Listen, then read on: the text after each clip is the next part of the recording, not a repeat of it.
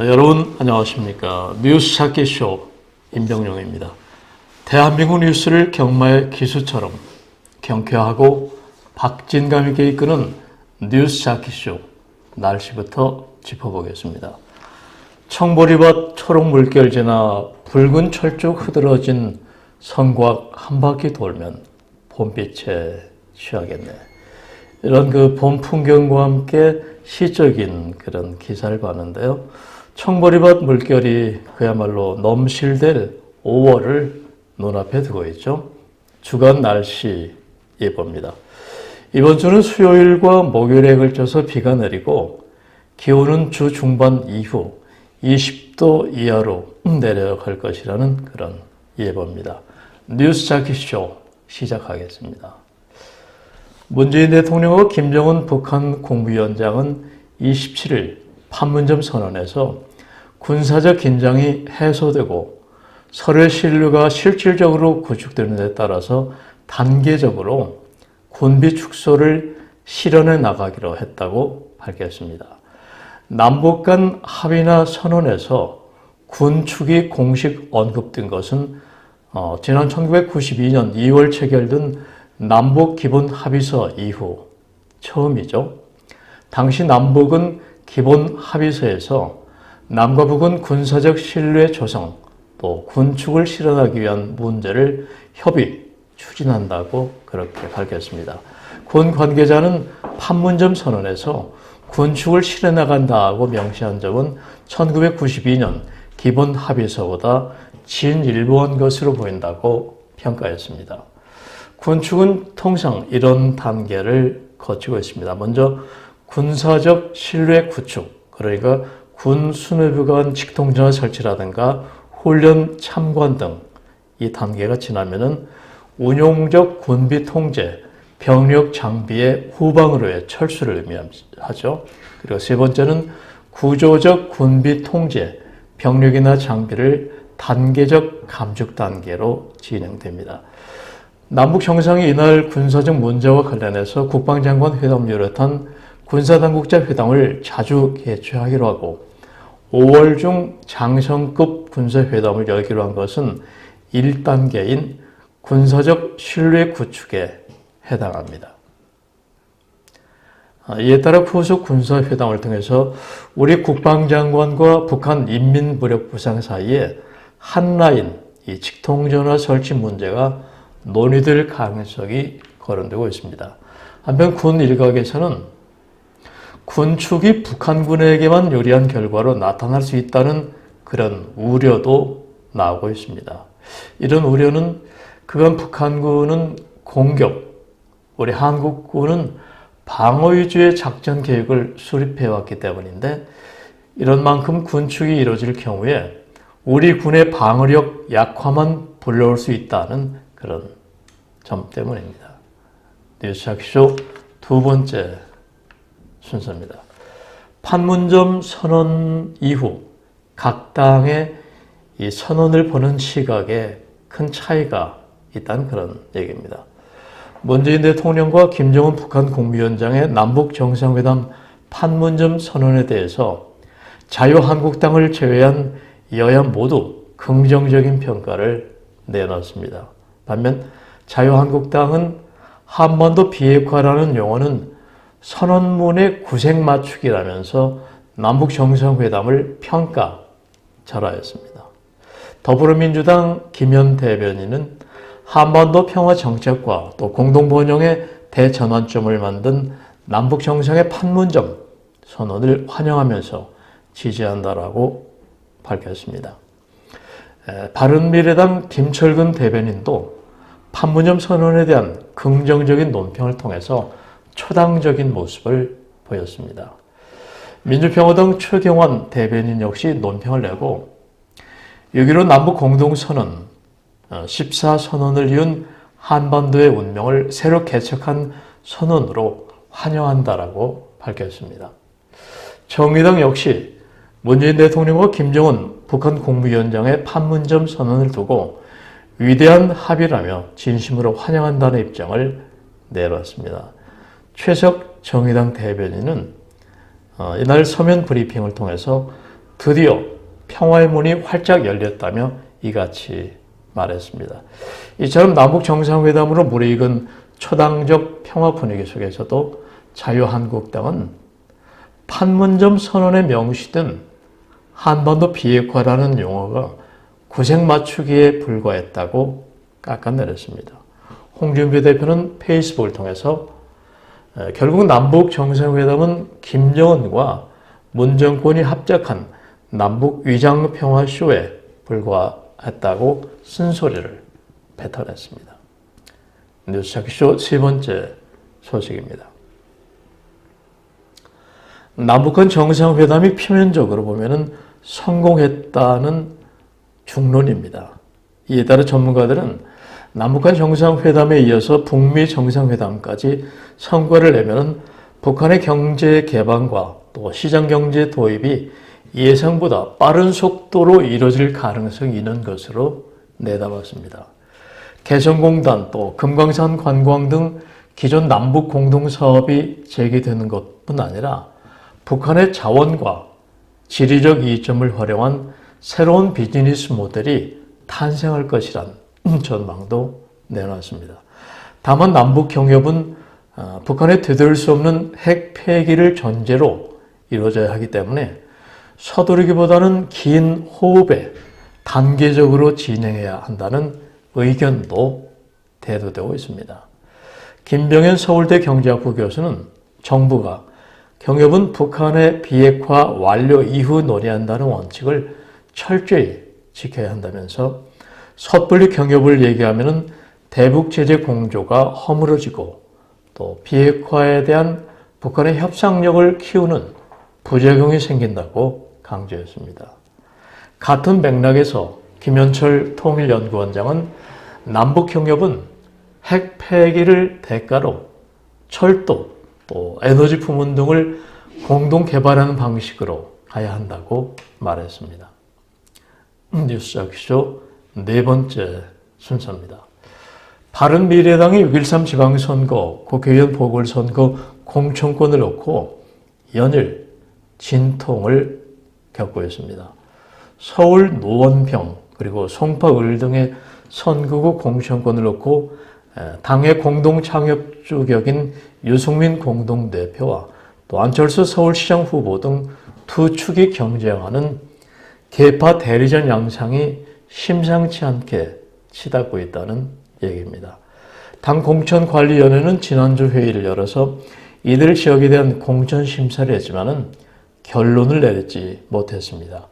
당 관계자는 100% 여론조사를 통해서 공천하자는 쪽과 또 당원 투표 비중을 높이자는 쪽으로 나뉘어서 경론을 벌였다면서 바른정당 출신과 또 국민의당 출신이 5명씩 동수로 구성되어 있는 만큼 중론이 모아지기는 어려운 구조라고 밝혔습니다.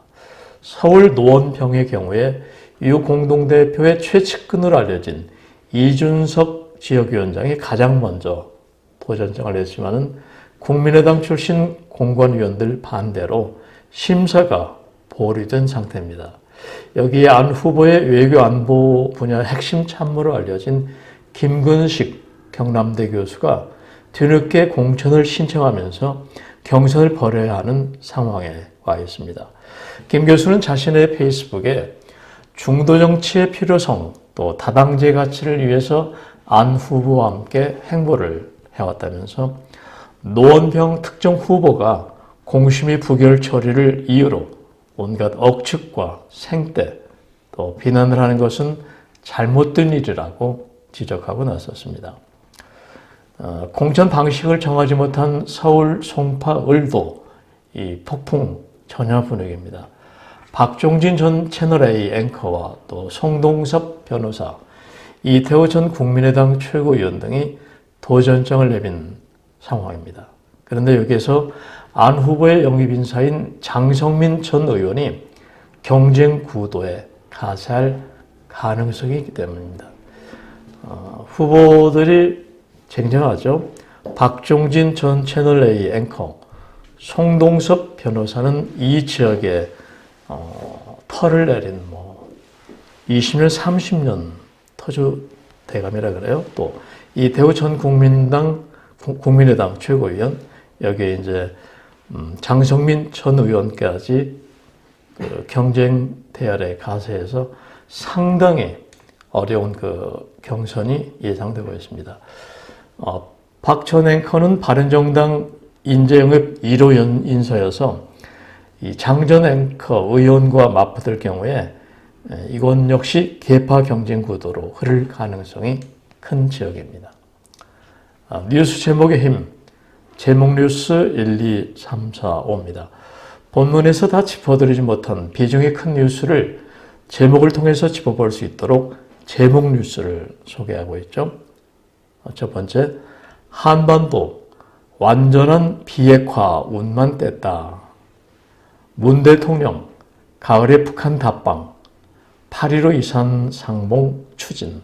세 번째, 중국 남북 공동선언 환영 실천할 수 있게 적극 역할할 것. 네 번째, 드루킹 사건 특검 도입 찬성 55%, 반대 26%. 그 다음, 대한항공 사태에 국민연금 칼 뽑나. 그리고 남북 북한 표준시를 서울 표준시 쓰기로 합의. 일곱 번째, 종교적 병역 거부, 대체 복무제 검토. 네, 헤드라인 제목 뉴스였습니다.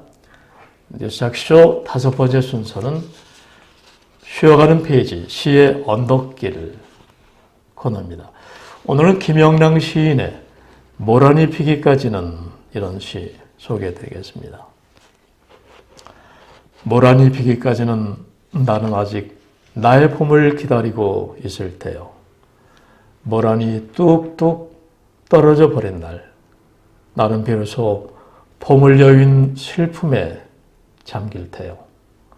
5월 어느 날, 그 하루 무덥던 날, 떨어져 누운 꽃잎마저 시들어버리고는 천지의 모란은 자취도 없어지고 뻗쳐오르던 내 보람 서운케 무너졌느니 모란이 지고 말면 그뿐 내 한 해는 다 가고 마라. 360날 한양 섭섭해 우음내다. 모란이 비기까지는 나는 아직 기다리고 있을 테요. 찬란한 슬픔의 봄을. 네, 김영랑 씨는 1934년 이 문학지를 통해서 등단을 한 민족 시인이기도 하죠. 일제강점기에 어떤 민족의 울분, 또 저항하는 이런 시를 쓴 그런 민족 시인이기도 한데요. 김영랑 시비가 속초 그쪽에 이제 아마 세워졌을 겁니다. 이 모라는 그 꽃이 크고 잎도 얇은데 아주 그 진하고 붉은색 그런 꽃잎에서 풍기는 향기가 아주 대단합니다. 제가 어느 집을 방문했을 때 뜰에 모란이 피어 있었는데 아주 황홀한 색깔이었습니다. 장미보다 훨씬 그 꽃잎이 넓고 향기가 정말 진하고 매력적이었습니다. 쉬어가는 페이지 시의 언덕길, 오늘은 김영랑 시인의 모란이 피기까지라는 시 소개해드렸습니다. 이번에는 생활 뉴스 두 가지입니다. 대한노인회가 오늘 서울 중구 부영 태평빌딩 1층 컨벤션홀에서 노인 지도자를 대상으로 위풍당당 인생 산모작 교육을 시작한다고 합니다. 정운찬 전 국무총리, 또 이배용 전 이화여대 총장 등 각계 명사 11명이 강사로 나섭니다. 강의 분야를 보면 노인의 사회 참여, 또 자기개발, 건강관리 등입니다. 이번 강좌에는 전국 노인 지도자 대학장과 노인 대학장 250명 등인데 대한노인회는 교육과정을 정례화해서 전국의 노인대학을 인생 산모작에 대비하는 교육기관으로 거듭나도록 만들 계획이라고 밝혔습니다. 이병순 대한노인회 교육총괄본부장은 인생 3모작 교육이 바람직한 노인상을 확립하게 하는 계기가 될 것이라면서 노인 지도자들에게 노인대학 운영과 관련된 그런 비전도 제시할 것이라고 그런 기대를 한다고 말했습니다. 생활뉴스 두 번째 순서입니다. 국내에서 판매되는 모든 관련담배 제품에 흡연에 대한 거부감을 줄여주는 가향 성분이 들어있는 것으로 나타났습니다. 질병관리본부는 공주대 신호상 교수팀이 국내에서 팔리는 국내 또 외제산 관련 담배 60종의 담배잎 내의 첨가물을 분석한 결과라며 이같이 밝혔습니다. 가장 많이 검출된 성분은 코코향을 내는 테오브로민으로서 무려 59종에서 검출됐다는 분석입니다. 이 밖에 바닐라향을 내는 바닐린은 49종에서 또 박하향을 내는 멘톨, 이수멘톤, 이수프레콜 등 성분이 46종 제품에서 각각 한 가지 이상씩 검출된 것으로 밝혀졌습니다. 저는 뭐 담배를 안 태우기 때문에 잘 모릅니다만은 가끔 이렇게 담배 피우는 사람 옆에서 맡아보면은 상당히 그 향기로운 냄새가 날 때도 있어요. 뭐 이런 걸 보니까 이제 코코아 향이라든가 또 뭐 박하향 이런 게 이제 많이 들어간 모양이죠. 질병관리본부는 이번 연구를 통해서 캡슐 담배뿐 아니라 일반 관련 담배에도 예외 없이 가향 성분이 들어간다는 사실을 확인했다고 밝혔습니다. 이 질병관리본부는 이에 따라서 가향 담배가 특히 청소년이나 여성에게 흡연하도록 유인하는 효과가 있는 것인 만큼 이를 규제하는 방안을 논의하고 있다면서 이미 관련 법안이 국회에 발의되어 있는 만큼 관계부처와 함께 법 통과를 추진할 것이라고 말했습니다. 뉴스학쇼 이제 마무리 순서입니다. 고독한 중년, 게임 등 음란물에 빠지기 쉬워 이런 내용입니다.